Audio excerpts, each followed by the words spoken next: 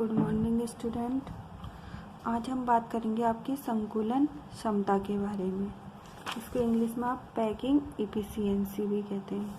ठीक है, तो इसकी परिभाषा क्या आपकी क्रिस्टल जालक में अवयवी कण क्रिस्टल जालक के कुल आयतन का जितना भाग घेरते हैं उसे क्रिस्टल जालक की संकुलन क्षमता कहते हैं। या आप कह सकते हैं कि संकुलन क्षमता कुल उपलब्ध स्थान का वह प्रतिशत है जो कणों द्वारा संपूरित होता है, उसे क्या बोलते हैं आप, संकुलन क्षमता। आप इसे ऐसे समझ सकते हैं, बांधने के लिए आपने कहीं जाना है और एक आपका ये क्या है, एक बॉक्स है। ठीक है, इस बॉक्स में आपने क्या रखे, 10 जोड़ी क्या रखे आपने, कपड़े रखे हैं।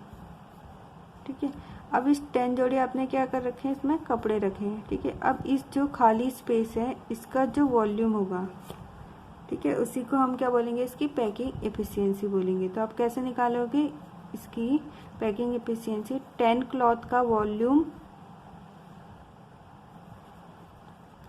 10 कपड़ों का वॉल्यूम अपॉन ये पूरे बॉक्स का वॉल्यूम, बॉक्स का वॉल्यूम इंटू 100 कर दोगे। मतलब 10 कपड़ों का आयतन, 10 कपड़ों का आयतन अपॉन ये पूरे बॉक्स का आयतन इंटू 100 कर दोगे, तो वही क्या कहलाएगी, आपकी संकुलन क्षमता कहलाएगी।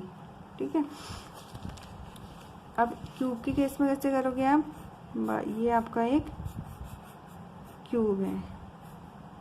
ठीक, क्यूब में जो आपके अवयवी कण हैं, ये किसके अंदर, आपके क्यूब के अंदर है, किसमें प्रेजेंट है, आपके क्यूब में।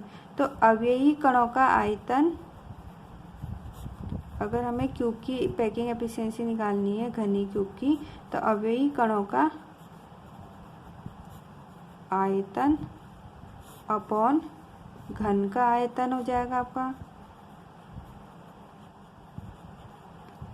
इंटू 100 कर दोगे। यही क्या कहलाएगी आपकी पैकिंग एफिशिएंसी या संकुलन क्षमता। इसके आपके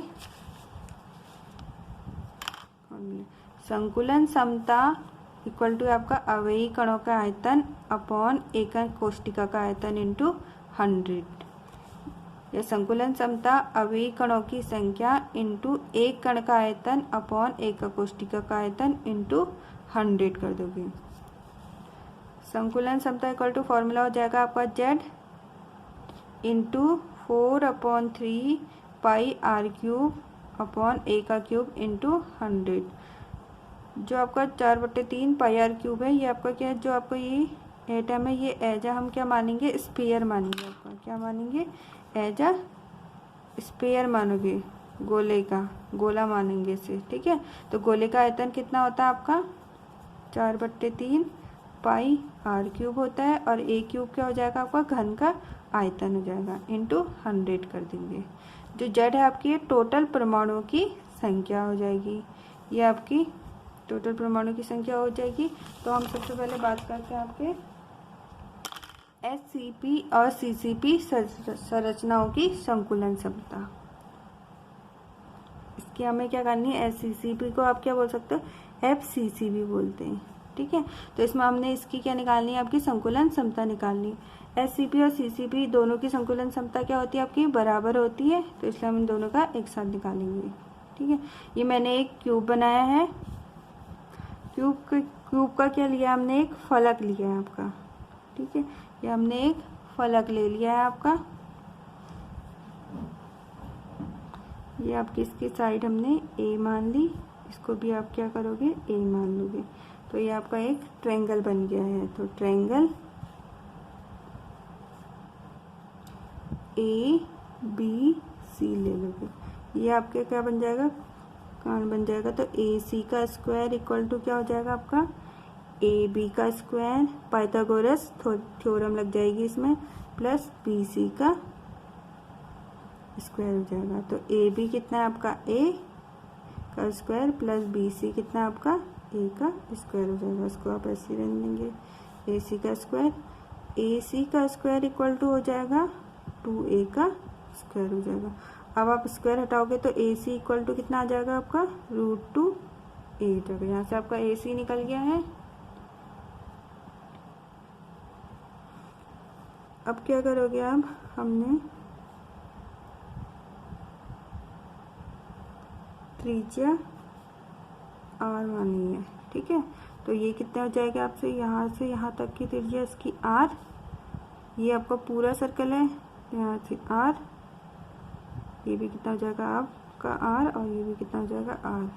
तो 1 2 3 4 R हो जाएंगे। तो AC इक्वल टू, ये पूरा आपका AC बन गया है। तो AC इक्वल टू कितना हो जाएगा आपका 4R। AC इक्वल टू आपका AC 1 R 2 R 3 R और 4 R। तो टोटल कितना हो गया आपका 4 R। तो AC इक्वल टू 4 R हो गया आपका, ठीक है। अब इस AC की वैल्यू से पुट कर दो आपका, तो क्या हो जाएगा 4R इक्वल टू √2A हो जाएगा। या आप इसको ऐसे भी लिख सकते हो √2A इक्वल टू 4R। यहाँ से आपकी A की वैल्यू निकल जाएगी, तो A equal to 4R upon √2 हो जाएगा आपका,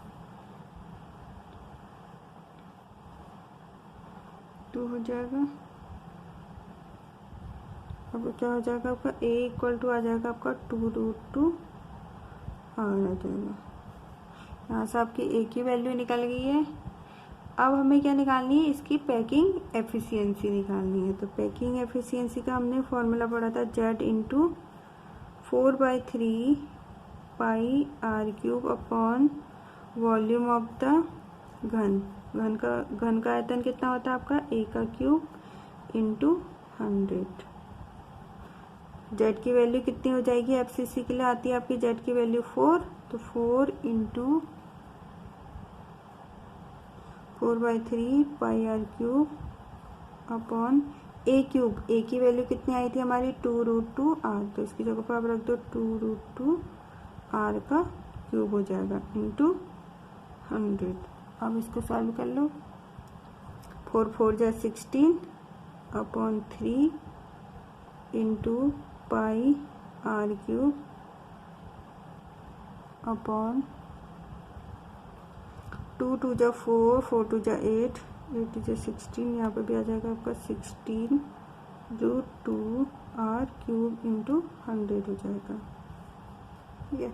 R³ से R³ कैंसिल कर दो, 16 से 16 कैंसिल कर दे, तो कितना बच जाएगा आपका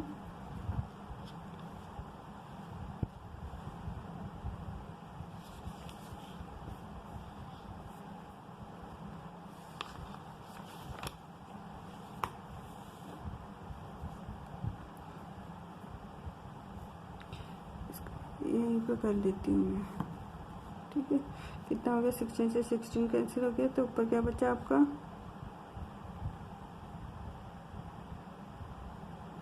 पाई इंटू 100 अपॉन 3√2। अब इसको आप सॉल्व करोगे, पाई की जगह पे 3.14 रख दो इंटू 100 अपॉन 3 इंटू √2 की वैल्यू होती है आपकी 1.41। इसको सॉल्व करोगे तो आपका आंसर आ जाएगा 74%।